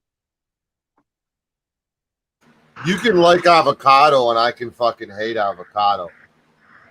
So Watching yesterday's stream, I would, if Morgie is in the chat, she's probably right. She seems to be right about everything. That's a good analogy, El Sancho. Avocado. So, are we gonna make avocado illegal because some people don't like them? No. what do you think people are trying to make illegal? Filming in public? It's people are calling for us to be thrown in jail. I don't know what crime they concocted in their head. But another thing is, like, there are people who are in jail who do this, and we don't support illegal behavior. When somebody was calling him McGregor, it's McGuire. I support everybody who is doing this. I never worked with the guy. He went to jail before I started. I did call the police because I didn't like the way they treated him when he went to get his trespass lifted. It was the same day they were arresting him. I think some things are coming out how like the charges were trumped up about like there has to be a domestic violence. Look, I don't know more than a lot of other people know about that guy, but if you're sticking up for all our rights, I support you. If you're harassing an old lady, I don't support you. Right. But No, isn't it our absolutely. right? But isn't it our right to not like you? Oh, absolutely. Yeah, but if you're committing the crime of harassment, especially against an old lady, I don't. There's support a that. line. There's absolutely a line. Right. There's a line between feelings and rights. I know that, but my situation is like I'm really fascinated to get everyone's like definition of a troll, because in my opinion, if somebody's educating you and correcting something you did wrong, they're not considered a troll. Everyone needs to have, and I've had a discussion with a well-known auditor in Texas about this, who's getting better and better by the day, looking at constructive criticism in a better light and saying, you know what, maybe I should add that to the repertoire. But instead, a lot of people just classify them as trolls and tell them to go fuck off and block and ban. I think that's wrong. We need to improve every day. I need to improve as an interviewer. I need to improve on my channel every single day. I did an interview with a SWAT protection team, bounty hunters, the other day. That was my best fucking interview ever. I was depressed after, because I'm like, until today, how the fuck am I going to top that? So you need to impress yourself on a consistent basis. Your brain needs watering. And if there's criticism out there, instead of looking at it as trolls, I think, it needs to be looked at more as, I respect your opinion. I disagree with you. But the broad brush of trolls is what bothers me. I may or may not have been labeled a troll once or twice by people in this chat room or on this panel, and that broad brush, it irritates me that we're still holding that broad brush. And now when it comes to trolls versus having the right to constructively criticize you, I'll go on mute. Go ahead. Let go. I'm going to take this one right here real quick, if I may. Let's talk about trolls, and let's talk about education. Let's talk about intelligent debate. The other night when I was on the panel, and I tried to say something, did I hear intelligent debate coming from Morgie, or did I hear, oh, you're just a scum-sucking scumbag, fuck boy, shit, pace pit, oh, fuck, shit, bitch? That's what I heard from her. That's a troll. It wasn't that much, but there were attacks, and I jumped and corrected and got him shot down, because we're not going to win anything going that route. That guy who called me just unleashed all his anger, and I was like, go ahead. You said he's a professional voice actor, but he has some pent-up aggression that he let loose. Oh, that was a prank. That was a prank. I know, but when you talk about jokes, like, where do most jokes come from? A lot come from the truth. Well, he's a professional actor, so he could pretend to be mad very easily. Like literally, if you saw the show, it was like, hey, let's get, I saw it. I saw it really pissed off.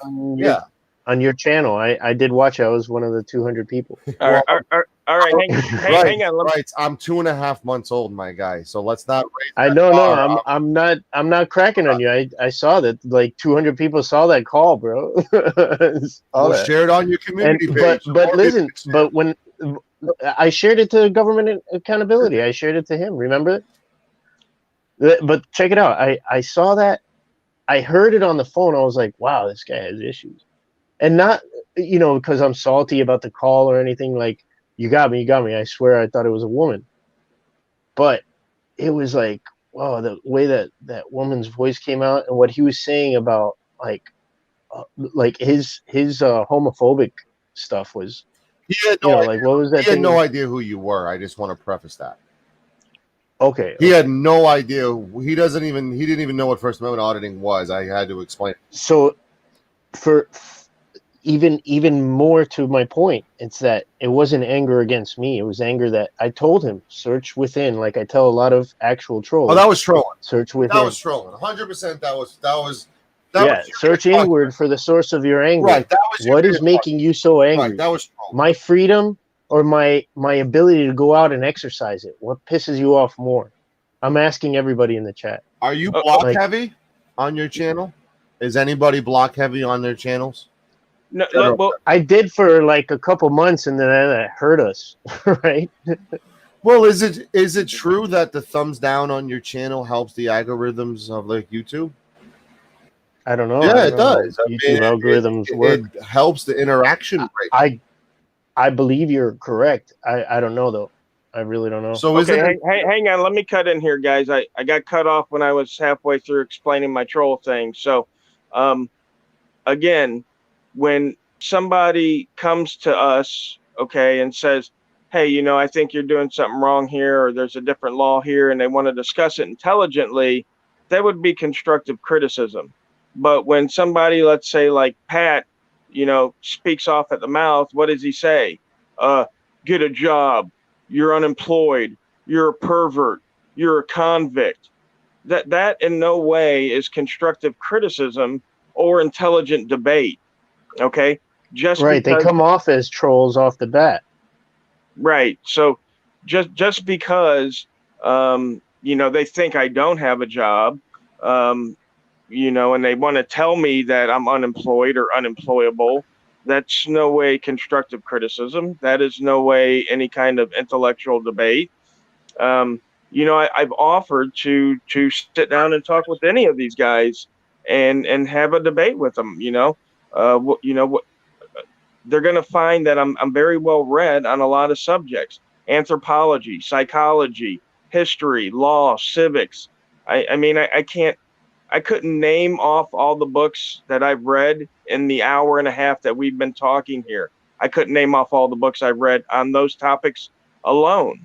It's just something that I enjoy to do. And, I know a lot of people think that you have to pay $40,000 a year to have a college professor read the book to you, but you really don't. That's something that Americans have come up with over the last 100 years. But let me tell you something. Back in the 1780s, my friend, you were considered an idiot if you didn't handle your own legal affairs. Okay? So to me, I'm just doing what I feel is natural for us, and that's that we're curious people. We're a curious species. So, I like to I don't know. I like to give in to my curiosity. I like to find out, the beginnings of stuff and such. And a lot of times, people don't, and because they don't understand it, and this happens a lot, because people don't understand something, they'll say that you're an idiot or you don't know what you're talking about. And I'll give you a perfect example right here. And watch the chat fire up after this, El Sancho. These simple words. You'll never change their minds. These simple words right here. Banks do not loan money. Banks have never loaned money to anyone for any reason. Now watch the chat go up in flames. So what is your definition? I want one by one. What is your definition of an auditor?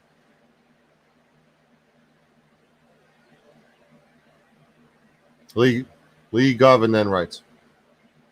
My definition of an auditor is someone that looks for something that is wrong, be it with financial books, or be it with the government employees.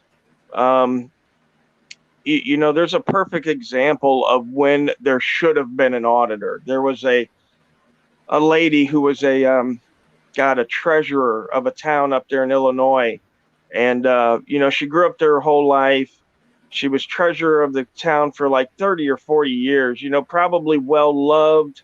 Everybody thought the world of this lady, and come to find out, she had stole like $50 million from this town. It was like 53 million dollars. This is no joke. Okay, these people worked hard all their lives. I mean, it was to the point where she was telling the town that they couldn't make their budget because that she was stealing so much money from them. Okay, now who in their damn right mind is going to say that somebody shouldn't have been watching her? And how is someone in their right mind going to say that the state is capable of watching someone when shit like this happens?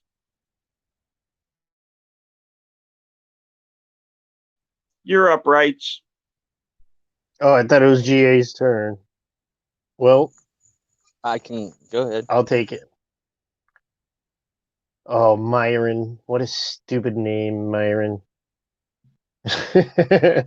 Like I had a problem with my name, so now I make fun I'm of his focused name up 'cause here, it's and you guys are. no better. I'm focused up here, No, and you well, guys are. your I your can't even question see the is, what chat is an myself. auditor? I say Don't worry about the kids. we Worry are about me. we're exercising our freedom of the press, and I'm a gonzo journalist, so I can't keep it objective. So the meaning of the press is the freedom of the press is not limited to any particular form or method of publication, but it extends to all modes of putting facts, views, and opinions before the public. Books, pamphlets, circular, YouTube, etc., are therefore as much within it as periodical issues. If I have pamphlets in my hand and I'm handing them out in the street, I'm exercising my freedom of the press. They had I think it was a Homeland Security briefing talking about the protests and stuff a few days ago. And in that, they had a guy that was talking about, it's not what he said verbatim, but I'll paraphrase. Basically, that we should give the government the benefit of the doubt that they're doing the right thing because they swear an oath. I can't just settle for that. I've always kind of had an issue not being able to settle on the word auditor because it is activism, it is free press, but we're engaged in a civic duty to make sure that those people are doing the right thing. And I just read a whole the 2019 report from the 10th Judicial Circuit in Florida, the state attorney, and they're literally representing the people. So they're taking our money and doing stuff in our names. It's up to the citizens to keep them in check and make sure they're doing the right thing. Call it what you want to. I kind of latch on to the term gonzo journalist as well because my intent is to be objective, but it always comes to a point where you get dragged into the story because of people's ignorance or what have you.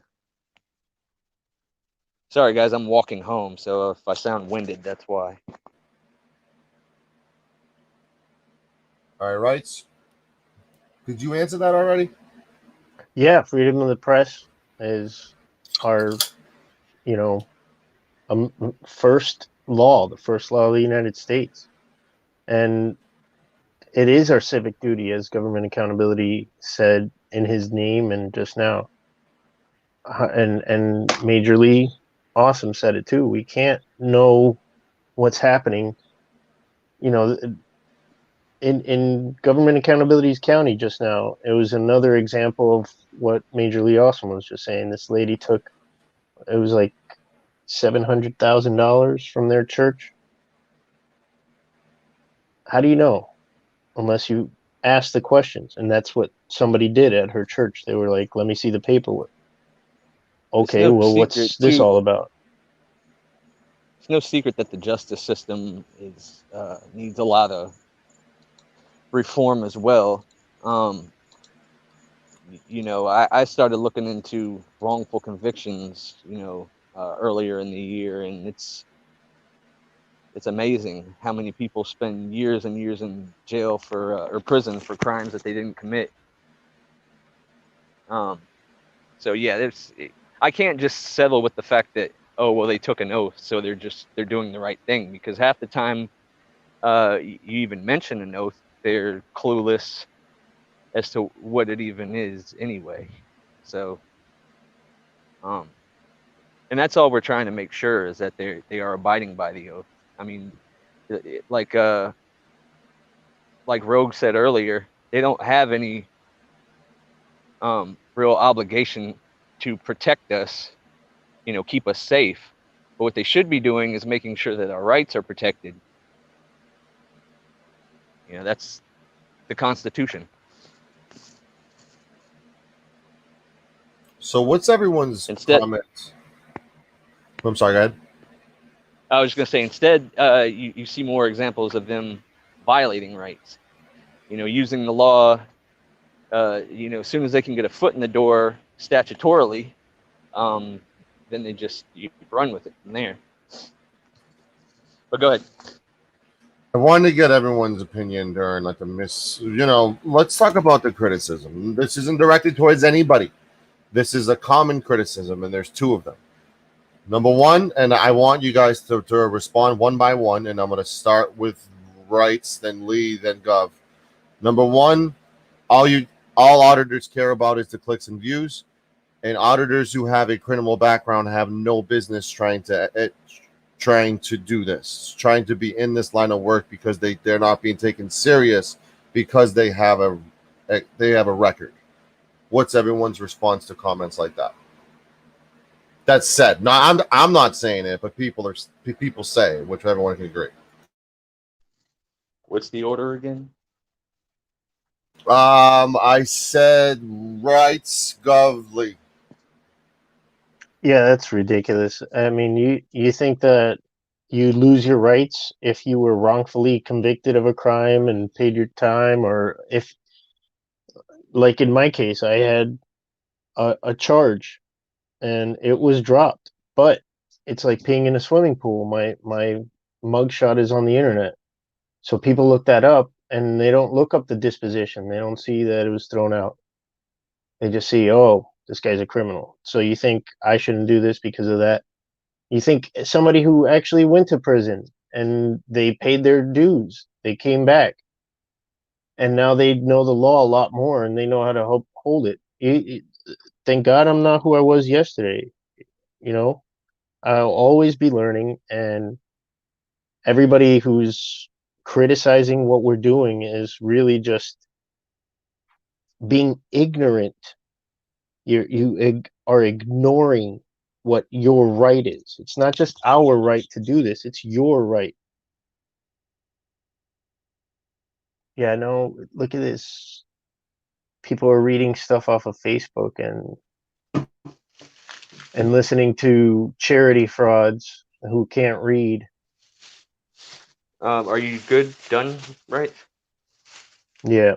Well, let's see. Clicks and views. You know, if anybody wants to go watch my videos, that'd be the extent of clicks and views. I don't have a channel with a high number of clicks and views, nor have I made any kind of money that would make any kind of a difference anywhere or help with anything really. You know, there's a lot of people out there that are putting a lot of information out there. I haven't seen any on me, but feel free to look it up.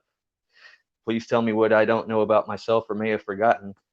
But you know, just because people do stuff in the past doesn't mean that they don't reserve the right to engage in that civic duty.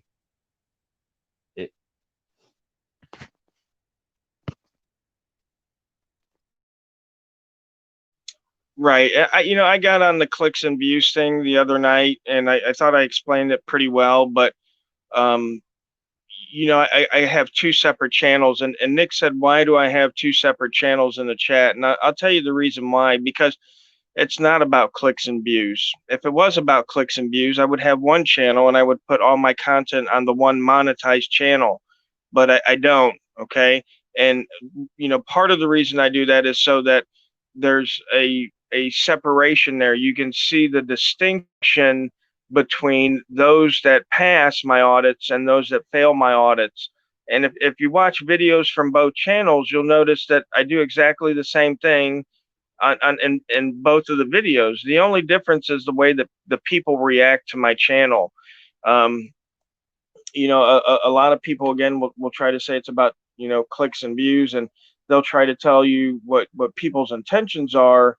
But as far as I know, Miss Cleo's in prison, and I haven't heard of another psychic that had that much power in the world since her. So I don't think these people are being honest with themselves about what they think our intentions are. Again, I think they don't like what we do, so they try to disparage us in any way they can. And again, that's fine. Not everybody is going to like what we do. Not everybody is going to be like being held accountable. Their friends and family aren't going to be like being, them being accountable. And definitely, if they've got their hands in the till, they won't like being held accountable. But logically, what do these people have to hide? What are they so afraid of my camera for?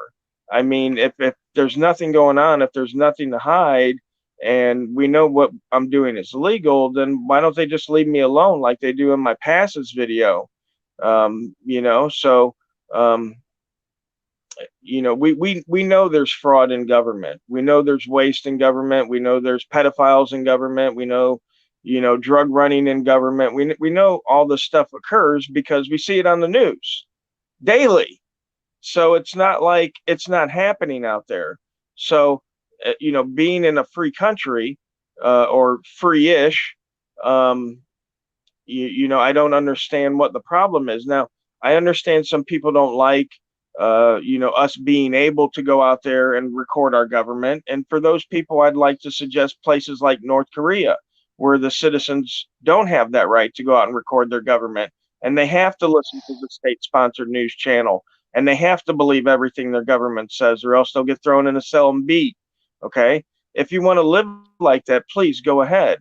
But here in America, And then you won't be able to watch us anymore. exactly. Nobody watches us more than you. Right, but Nobody likes and clicks us more than you. Do you guys think the people who say that they don't like that you do it think that you're not legally able to do it, or is there a distinction between the two?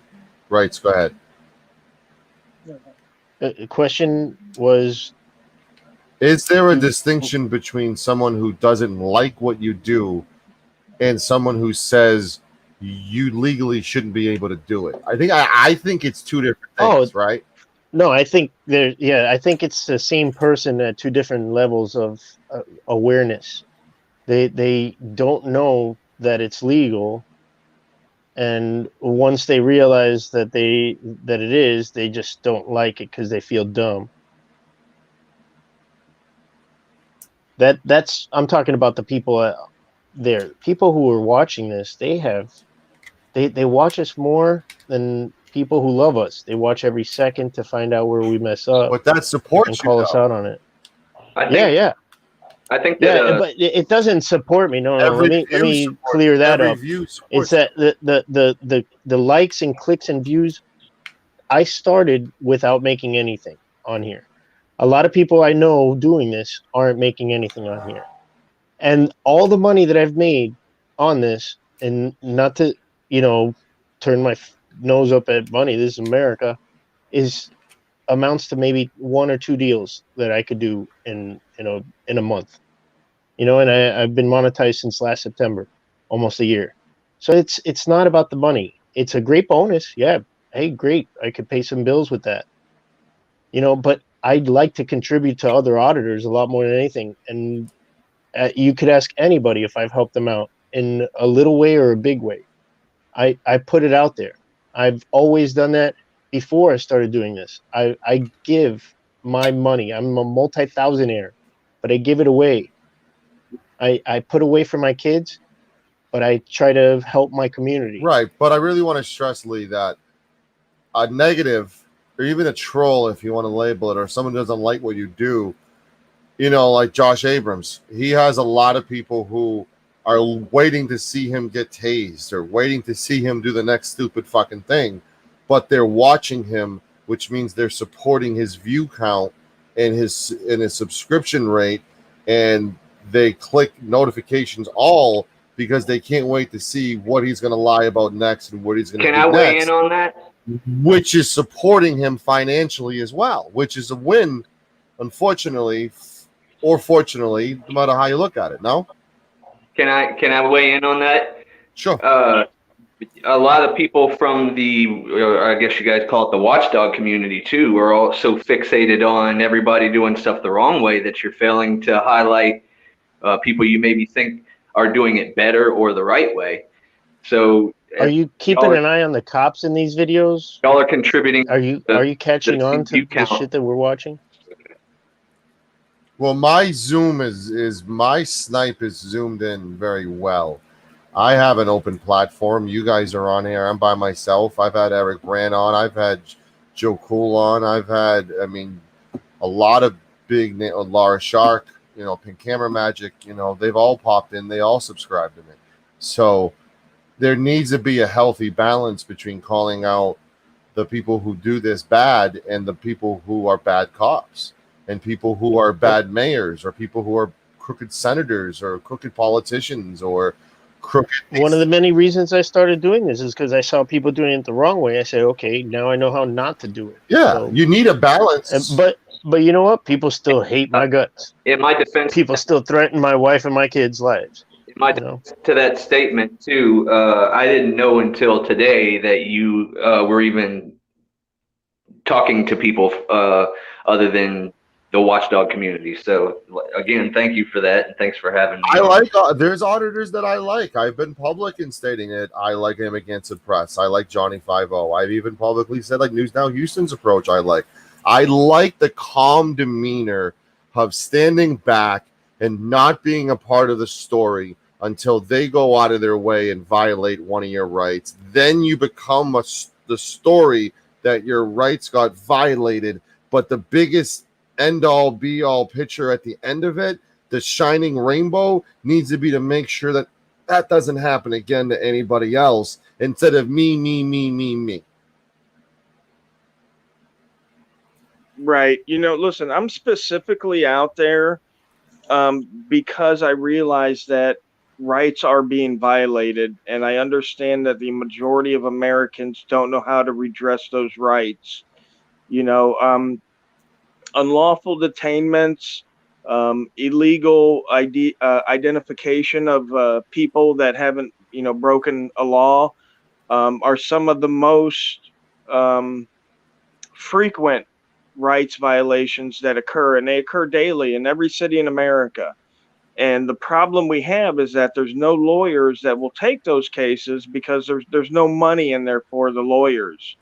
And the police realize that A, the lawyers won't take the case. B, most Americans don't know how to file a 1983 lawsuit themselves. So it's almost like granting them extra power. I don't know if you've ever seen the video, Sancho, El Sancho, of the two kids that pulled into the parking garage, and the one kid had a rifle rack in the back of his truck or whatever, which was legal. Right. And he was a legal gun owner, and a cop had saw him pull in. And now these kids had gotten out of the car already and were walking in the parking garage. And the officer had said something to the kid about, I'm going to, let's go back and search your car, something of that nature. And the kid had said, whatever, no, or, whatever. And the cop reached out and smacked the kid. I mean, just reached out and slapped the kid. And his buddy had his camera on, and it was incognito down by his leg or whatever. And the cop, was like, there's more where that came from, and then he saw the guy recording him, and all of a sudden the issue was dropped and the cop walked away. But when we allow people to do these things, to unlawfully detain people, and there's no recourse for that, they're just going to keep doing it. I mean, it's the same way if Walmart was to let people, shoplift candy bars. They realize, hey, some people are going to shoplift. We'll let them shoplift candy bars. No one will ever stop shoplifting candy bars, you know? So when these officers are out there doing these, what I consider minor violation rights, and no one addresses them, then they're just going to keep doing it. I made the perfect point. When people ask me about change, I tell them, yes, there's only so much change that's going to happen from what I'm doing. The real change is going to come from people that are watching my videos, and they understand now that there can be some redress of rights for them, and they take the knowledge that I've given them and they go out and they affect change. And let me tell you how that change will occur. Officer Matos in Arcadia, Florida, let's use him as an example. He goes out, let's say last year he had 300 unlawful detainments. Okay. If 150 of those He also had a people, couple of chevrons. right. Well, hold on. If half of those people that were unlawfully detained sued Officer Matos, then we can be assured of two things. One is either the next year there is no Officer Matos because the insurance for the city won't keep paying for his dumbass to keep unlawfully detaining people, or B, Officer Matos makes next to zero unlawful detainments that next year because he got his ass sued so much the year before. That's change. That's what's going to happen. Now, another way, and tying into that, if you look on my videos, there's a video that I posted up probably a couple weeks ago, and it says the lady shuts down tyrant number one. And it's a young lady who's a subscriber to the First Amendment auditing community. And she was from Arizona, and her sister was from Minnesota. And they had met up. Their father was dying, and they had met up in Illinois. And they were parked. This is Westchester, Illinois. And they were parked in a parking lot. And the young lady was waiting for her cousin to come pick her up and I guess drive her the rest of the way. Well, these officers had pulled up and immediately started harassing them and asking for ID and stuff like that. And let me tell you, this lady that watches our channel, she shut them down. She shut down two officers, and the chief of police was there as well, and she shut his ass down. Now, for people that don't watch our channels, we all hear the horror stories. We hear them all the time. I get emailed all the time about stuff that happens. To these people that didn't know their rights, and even personal friends of mine. An example was when we were a teenager, my buddy was walking down the road. He had some weed in a cigarette pack, and he pulled over by the officer. He was walking, an officer pulled up behind him, and it was late at night, and the guy was walking home, and the officer said, hey, well, what do you got in your pocket? And because my buddy didn't know his rights, he just starts, taking everything out of his pocket. And the cops looking through his cigarette pack, and oh, there's weed. And cops do this kind of shit all the freaking time because people don't understand when that cop says, hey, what's in your pocket? You don't have to tell him shit. You know what I mean? He can't go in there and look unless he knows exactly what's in there. So is it cops or bad cops? What are you talking about here? Well, people. Bad cops, right? Well, absolutely, but that's the broad brush we're having here. Bad cops do that. Well, hey, listen. There's training that they follow too. That kind of, you ever notice things like when a cop pulls you over, how he's looking with a flashlight in every single nook and cranny in your car? I mean, they're establishing probable cause from the get-go. But training, is it legal? Will it hold up in the court? That's all that matters. True or false? Right, and a lot of times they're not trained into doing things that they get bad habits, and we point out those bad habits. Why did you pull this guy over for tints? Really? Then the guy thinks that the cop did him a favor because he explained, no, I'm a hardworking man and I have these tints because I sit in my truck on the site and it's in the sun. He's like, okay, I'll let you go. I'll let it slide. And the guy walks away thinking that the cop did him a favor when the cop shouldn't have been checking his tint on his truck. There are no crimes out there. You got to go check on somebody's tint. El Sancho, what you said, that's the whole point though, is yeah, it is up to the court system to prove it beyond a reasonable doubt and all that, but we have to go through that whole line of bullshit in the process in order to get there. When on the other side of the blue line, in Florida there's a police officer's bill of rights, and I'm sure they probably have something similar in other states that make sure due process is taken care of the way it's supposed to be taken care of with them. But we get in situations where we just have to go and they throw the crime in our face, and we have to go and prove it wrong after it's sitting in jail and all that. Now, two other auditors I like. Number one is Disorderly Product News. I think he's got his shit together. He's been on the show multiple times. That guy's awesome. He promotes my channel like a few days ago. I love the work he does. I'm also a fan of Liberty Bird. I'm actually helping him with his protest that he has coming up in a few weeks. So the same day I found your channel, I found that Disorderly Product News phone call to when I was illegally arrested. He called the jail. It was great. He had a pretty cool voice acting gig himself. I do a good impression of Disorderly Product News. Are you interested in that? Let me hear it. All right, go for it. We're live with Rights Krispies right now. Rights Krispies, how are you doing today? Disorderly Product News here. The Constitution doesn't give you the right to violate my rights. I do it better. That's not the best. That was pretty good. I do it better on Samo. Auditing America. Do you have the right to audit my post office? I just want to buy a stamp. It's my constitutional right. That's pretty funny. See how we can shoot the shit and bust balls? That's what a healthy American. You're being disorderly, sir. Yeah, that's what a healthy, The guy. What happened to that guy? I haven't seen him in over a month. Who? Anselmo. Oh, he's doing a rap career. We had Will Turmert on last week. Anselmo's doing a rap career. And I actually am releasing my own rap album, and I've challenged him to a battle, but it has been unanswered yet. So we'll see what happens. But he's taking a break from auditing, and he's rapping right now. He's a Spanish rapper. It's funny that you guys are getting into rap, because I was just asked to do a collaboration with 50 Cent. We're going to call it $1.25. He's 50 cents. I'm 75 cents. Yeah. Should be really hopping.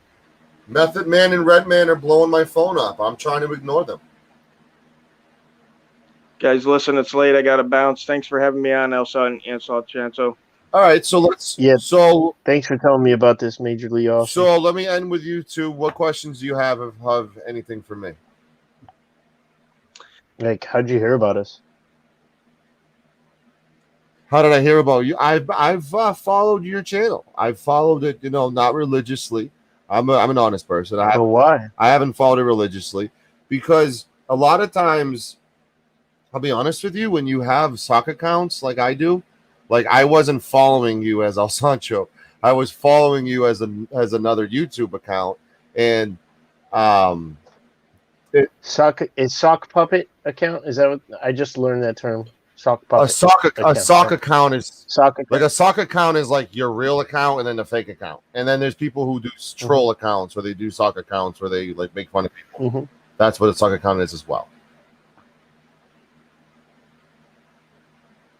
So yeah, So you were just following it because you were interested in First Amendment audits? I will tell you what got my interest, Leon Valley. I think what happened at Leon Valley was disgusting. I was in the middle of a little issue with the police chief locally for doing the wrong things. I have been very motivated by Pulliam to do FOIAs, which I have done. I've done FOIAs. I am a big fan of following up on FOIAs and making sure they honor the 10-day rule, which you and I both know they fucking don't, which bothers me.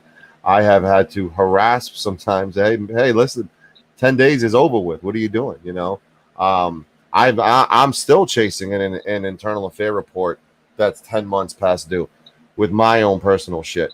But Leon Valley really piqued my interest in how Chief Joe, and how much of a tyrant he was. And I really wanted the message to be focused on Joe and that police force for taking those orders, those unlawful orders, instead of it being all police officers are bad. Leon Valley police departments are bad. Let's focus on light on them. And I was very impressed by the camaraderie of all of the auditors who came into one place to support, Freeman, Bow, Houston, CFW was even there, Pulliam, all of them. I think that was pretty admirable to see the camaraderie. Yeah, that's something I feel I agree with. The camaraderie in this community is pretty cool. I like these folks. To me, it makes no sense to bicker. It doesn't. Well, you're not going to get shit done if you fight about it. Right. And that was my biggest thing. Like, Lee may or may not have been on another panel last night that they don't like me because one of them called me a predator, and it's on my channel. I pretty much put it up an hour ago. You can listen to it.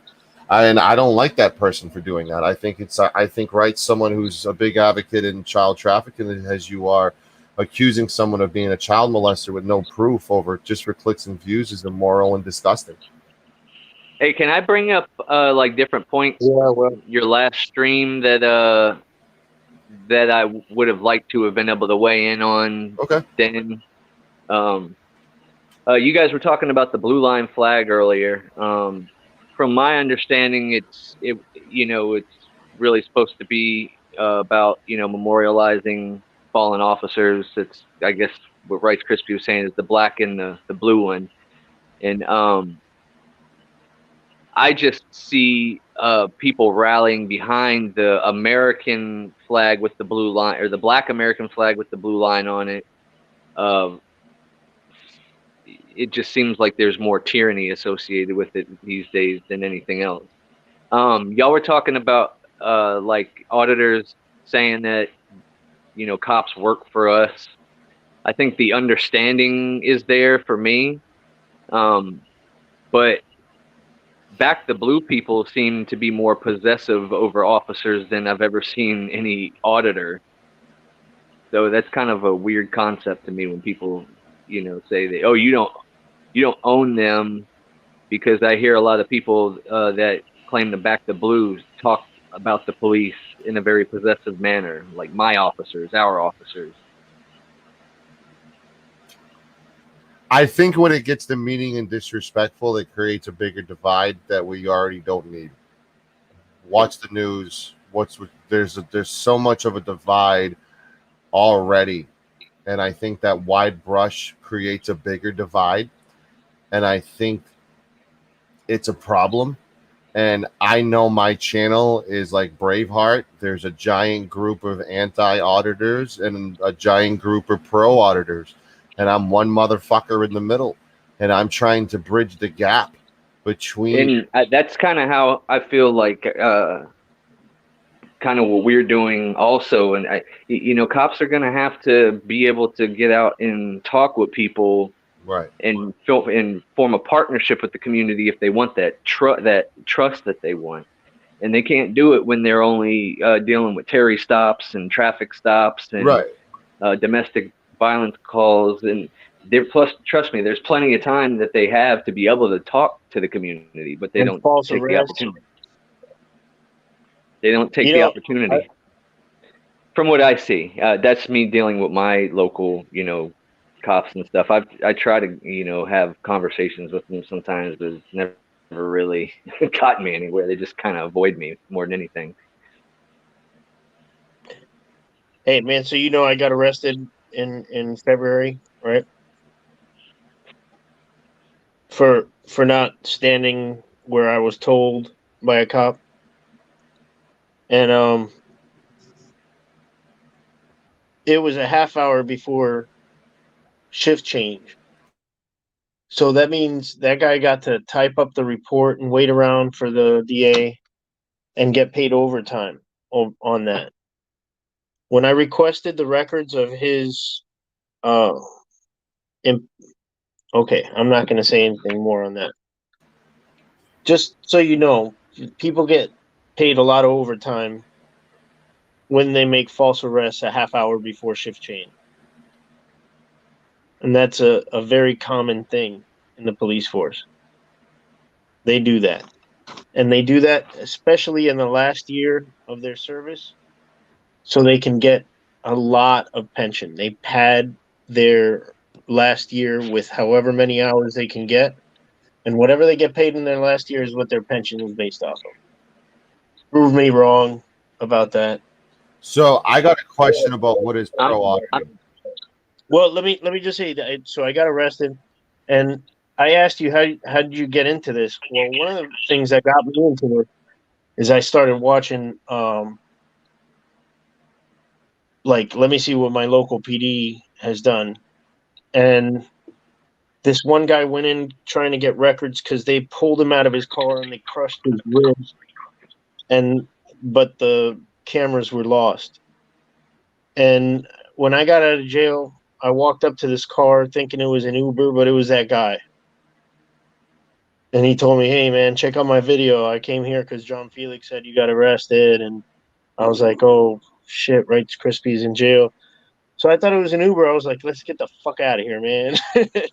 And he was like, "Yeah, man, fuck those cops." I was like, "Oh, what a cool Uber." and, and he had been waiting around for a couple hours. So the guy, Aqualung 2092, he went and picked me up. But that's one of the first people I ever saw auditing. I didn't even know what it was. I was just checking to see if my local PD had done anything wrong. And they did. Shocker. Is there anger when that happens, or are you focused on the long run, getting these policies fixed and shining a light on the injustices that occur? No, are you kidding? While I was there were so many Eighth Amendment violations going on in the Pinellas County Jail. I saw 3 people get put in the chair with spit masks on. One girl, I mean, none of them deserved it, but definitely not the last girl because she crumbled up a piece of paper and threw it on the ground. They put her in that restraining chair. Well, they had there's a limit for these things. When they came in at the end of the night, I already bailed myself out. I was just waiting till after midnight because they want to charge the taxpayer an extra day, so they wait till after midnight to release me. Is that, unbelievable? This is what happens. And they do that anytime somebody bails himself out or whenever they can. So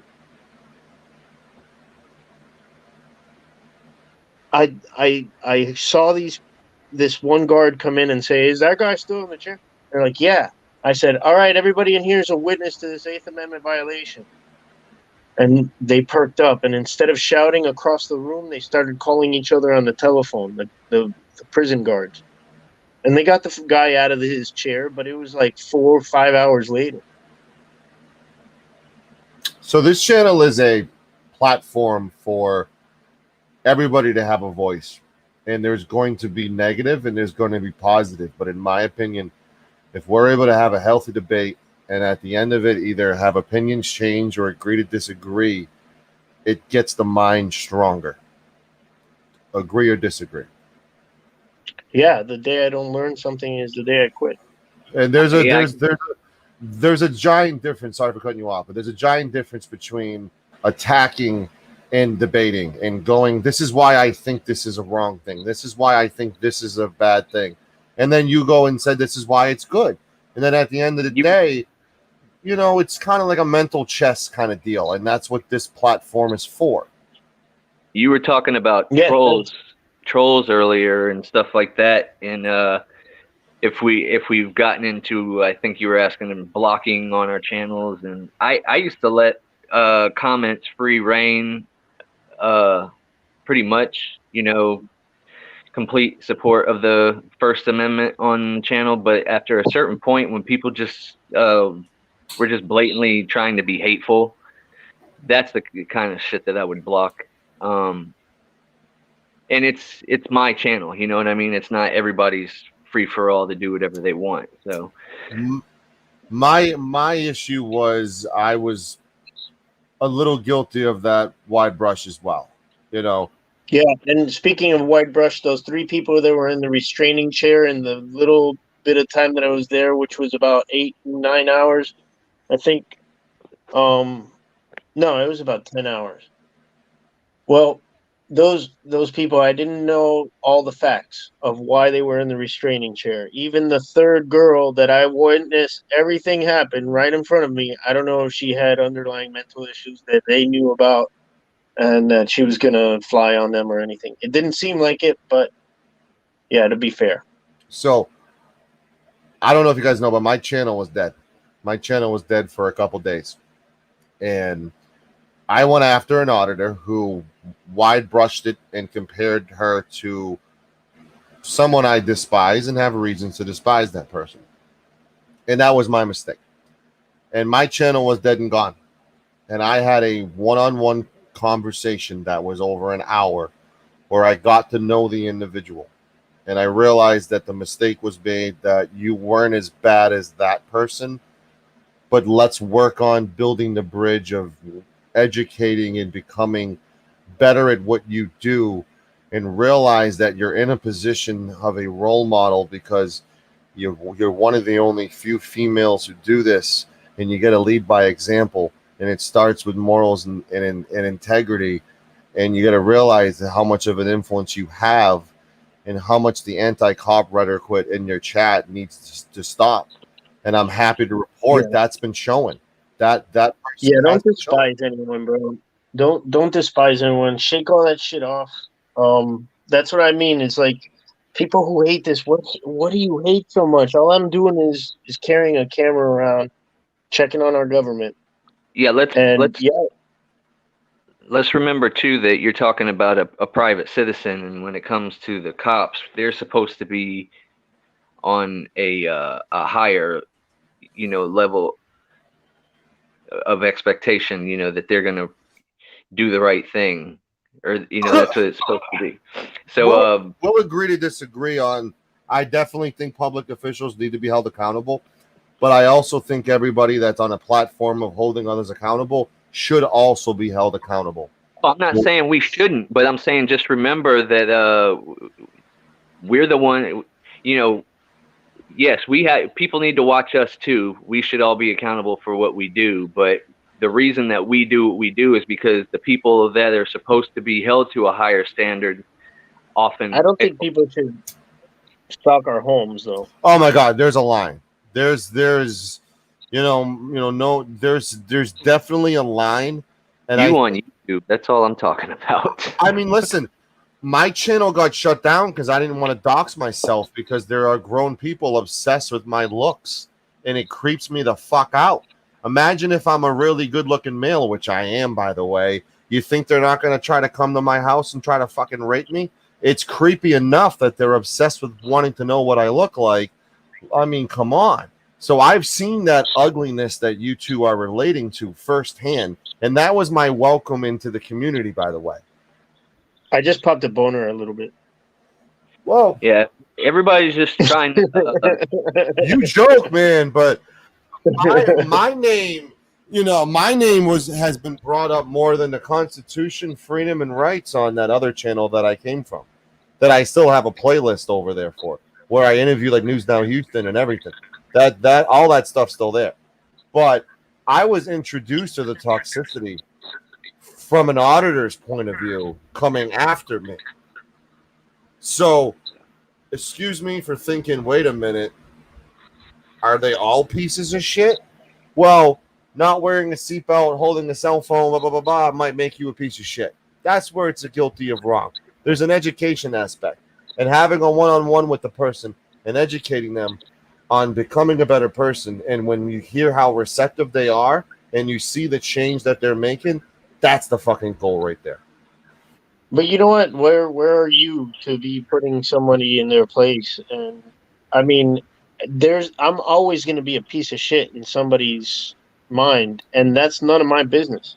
It's my right to have an opinion. You don't have to listen to it. You don't have to care Right. about it.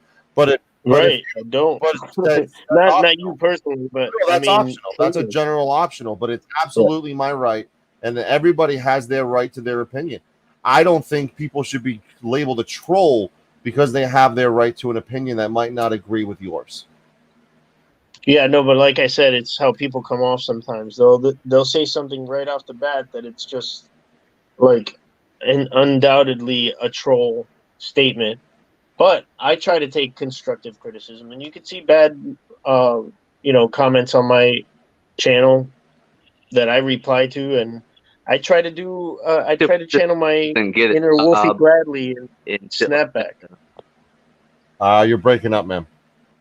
I say constructive criticism isn't get a job and all that when people just go out of their way to be hateful, that's more what I consider trolling or people just saying shit to intentionally trying to get a reaction out of you virtually. But can't you also look at it that they're helping you by viewing and getting your numbers up and getting you a little bit more legitimate? Because unfortunately, this community, and correct me if I'm wrong, you're judged by your sub count, not by your approach, not by your effectiveness, not by the laws you change, not by how hard you worked or how many videos you have. All that people give a shit about is your sub count. True or false? I don't know if to me I would say that it would be more about the views as far as if trying to get a message out there, but it's sub count. Here's a. Go ahead, Miro. I'm sorry. No, I was just saying, like, if you're trying to get a message out there, I guess the more people that see the message, the faster it spreads. But it's, I don't think I had my sub count to where nobody could see it for a while. You know what I mean? People, Right, but I think YouTube is a weird game too. Like, you got people that, like you said, you had other accounts, sock accounts or whatever, where you just went and followed people from those. I haven't gotten into all that. I've watched YouTube for a long time over different genres or whatever you want to call it. Yeah, I know the sock account. The career of trying to insert myself into people's lives through the comments to make them feel bad about themselves, or you know what I mean? All right. Quick correction. Not a sock account.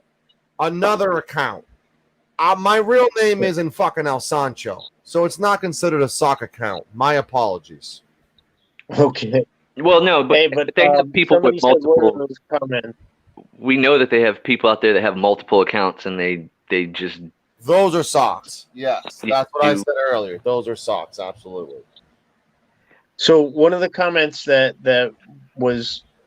I remember the most, that wasn't just like a snapback comment, it was constructive criticism. Somebody was saying about our video in Miramar when there was a woman there who was reporting a crime, and she was very nervous, and the public service aide who was behind the bullshit counter with the glass was really not attending to her and was freaking out because there were cameras. And I was really trying to, like, hey, look, focus on your job, dude. Forget about us. Take care of this report. And it looks like she might need a private interview room. And somebody said, what would you do if somebody went in there and was reporting a rape? Would you record that? And I said, absolutely. Because what if that report was false? Wouldn't you want a record of that? Well, that's why I'm a big fan of body cams. I mean, I don't know if you guys know who Daniel Holtzclaw is, but he's a police officer who was in Oklahoma at the start of BLM. He was pretty much persecuted and prosecuted before having a trial, and is rotting away in jail for life because he didn't have a body cam. Yeah, well, I live in a county. I don't know if you've heard of Grady Judd. I live in the county that he's the sheriff of, and he thinks it's all about CALEA accreditation, and he actually encourages his citizens, because since they all have cell phones already, to record his people. but yet at the same time, if you record their misconduct, then they'll run your name for warrants via, from Facebook. And then if they find that you have a warrant, then they'll go serve that warrant, whether they were looking for you or not before. So, yeah, I'm a big advocate for body cams too, but there's a lot of, resistance. That's another thing that we notice a lot of, and I'm sure you can relate, El Sancho. You're talking about FOIA requests and them not, complying like they should.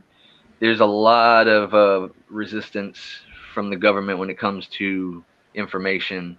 Even though we have access to a lot of them, we're supposed to have access to a lot, and there's certain things that they don't want you to know about, then they drag their feet, or they come up with these phenomenal fees. And yeah, that's not being transparent, and there's a lot of phenomenal fees that these public servants are giving us to pay their salary. And Futternut, another criticism I got is, why did you give Edward such a hard time at that tax collector's office? He's just trying to make a living there at the DMV. Well, the DMV sold our info in 2017 to telemarketers, metadata brokers, and bill collectors for $77 million. So they call us for our vehicle warranty and shit now because of that. And that guy gets paid $54-something thousand a year. And I don't count people's money, but in this case, I just looked at it and I'm like, wait, our kids' teachers don't get paid that much. And this guy running a slow-ass DMV, and he's not even the main guy. The main lady, the Ask Murderer, makes $75K a year. How does this? Why are we giving them so much money to run it so shoddily, and you have no other place to go? So I'm going to give you an example of constructive criticism. I'm not saying this is one of your people, and that's one of your supporters, whatever. Thank you for bringing some people over as well, by the way. El Sancho, I'm a woman, and I don't see what you look like, but from the sound of your voice, you don't sound attractive. So I had one or two ways. To look at that. I could be like, "Oh, would you call me ugly? What the fuck?" I could be an idiot and turn my camera on and show my face and prove to the world that I'm as attractive as I say I am. Or I could say this, Don, I believe, and you should as well, that we all are beautiful. See? I've never seen a good-looking guy except in the mirror. And with that, I got to go. All right. I want to thank you two for hopping on. Please be able to plug your channels right now and where we can find you and what's coming up next if you have any videos on deck. I don't want none of that smoke. Well, right, smoke? On YouTube.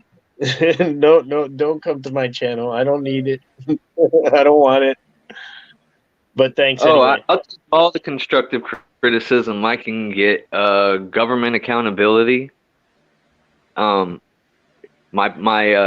posting schedule's been pretty sporadic lately, but I do have a lot of footage that I need to edit and get posted, so there will be content. So, but yeah, we'll see y'all in there. If y'all get too crazy and you're just gonna be hateful and stuff like that, I'm probably not gonna listen. So, constructive criticism I'm willing to take.